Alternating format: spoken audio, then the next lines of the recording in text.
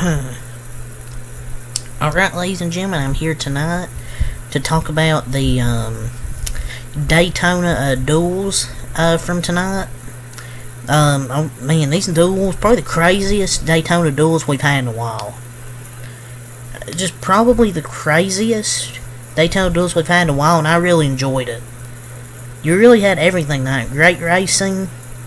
Like, I wasn't expecting that great racing tonight. The Toyotas swept the duels with Tyler Reddick and Christopher Bell, just to get that out of the way, just not to be any suspense for the winners. You had good battles to see who would make the Daytona 500, who wouldn't, with J.J. Yaley and Jimmy Johnson and Kaz Gralla and B.J. McLeod in the second duel. Those battles were fun to watch. The battles for the win were fun to watch as well. You had a big wreck, which I wasn't really expecting a big wreck. I expected a lot of aggressive pushing, but I was not expecting a big wreck. It took out like 10 cars and a lot of junked cars. Like Ryan Blaney, Kyle Busch, Noah Gregson. Some of those drivers will have to go to backup cars. The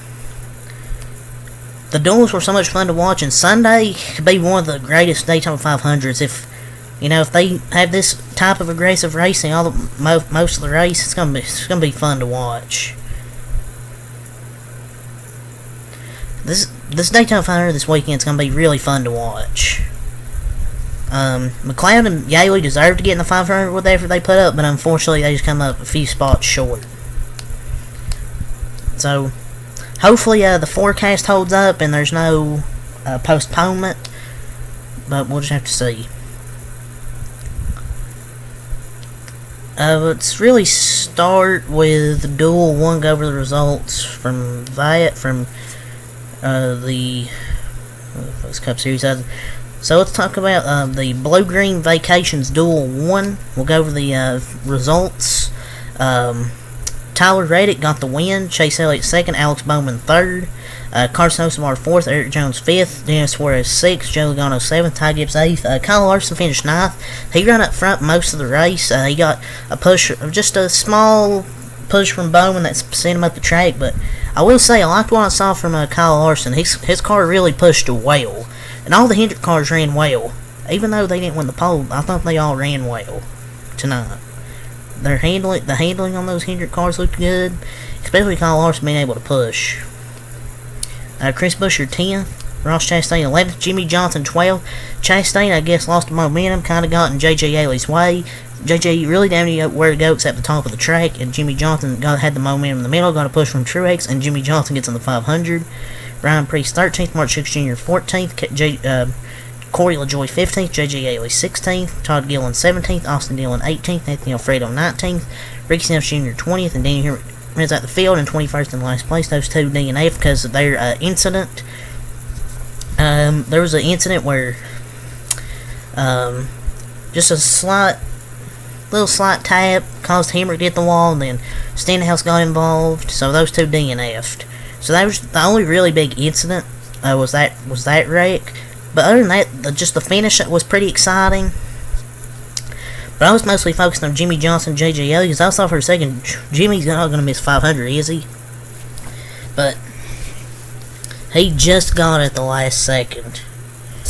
So I'm glad Jimmy Johnson, I would like to see J.J. Yaley make it, but it's cool to see Jimmy Johnson make it. But Tyler Reddick gets the win, so he goes from starting from 36th to starting 3rd in the Daytona 500 with the win. Chase Elliott just starts 5th, where he originally qualified. Carson Hocevar in the impressive top 5 finish. But I will say all the Hendrick cars look really fast tonight. And the Toyotas, I wasn't concerned after qualifying. I thought Toyotas will be fine. They race much better than they qualify. But an intense Duel 1. I wasn't expecting this intense of racing. Especially in the fucking duels.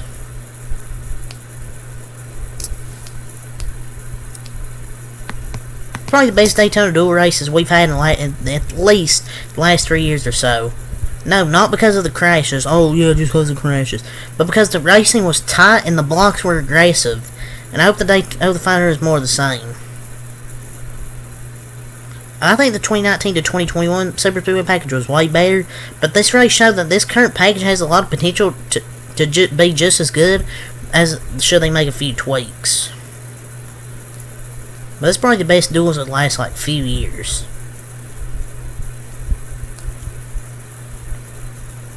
But yeah, Reddick wins Duel 1 in an exciting finish.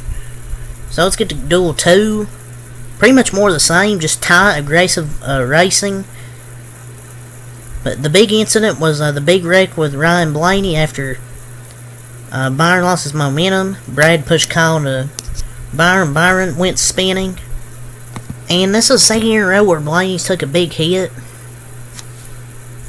At Daytona last year, at the night race at Daytona, took a big hit.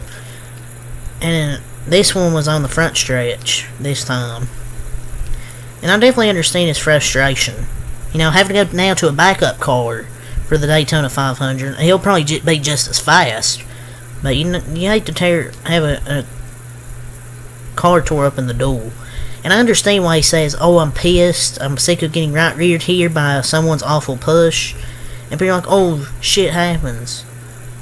He should be pissed because it's the duels. Like he said, now he's going to have to go to a backup car.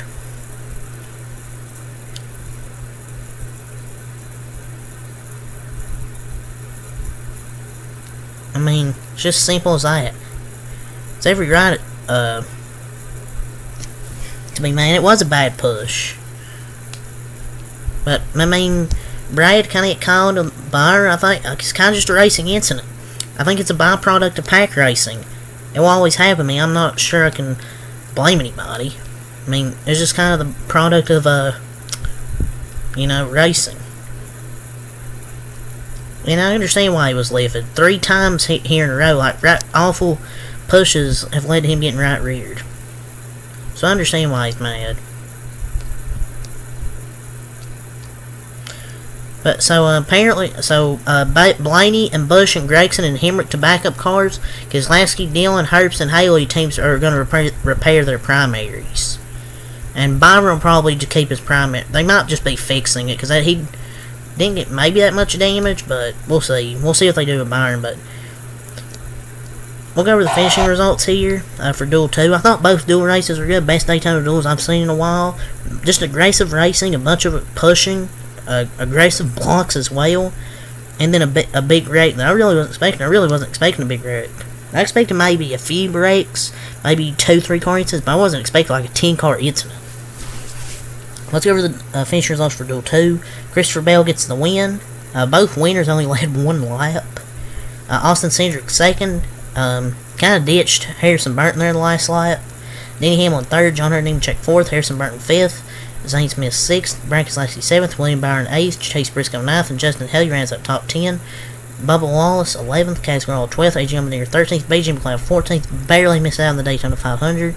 David Reagan 15th, Mike McDowell 16th, got left out there with a few laps to go. Josh Berry 17th, Ryan Blaney 18th, Kyle Busch 19th, Riley Earps 20th, and Noah Grace rounds the field in 21st in last place. Yeah. But now if that's over, probably tomorrow, I'll probably do my preview for the Daytona 500. Now that the duels are over, I just want to do a quick recap tonight for the Daytona duels. So tomorrow I'll do a preview for the 500. I'll do a truck recap for the truck opener tomorrow. So yeah, that's really all to say here tonight. So until next time, I'm out. Peace. And enjoy your Thursday.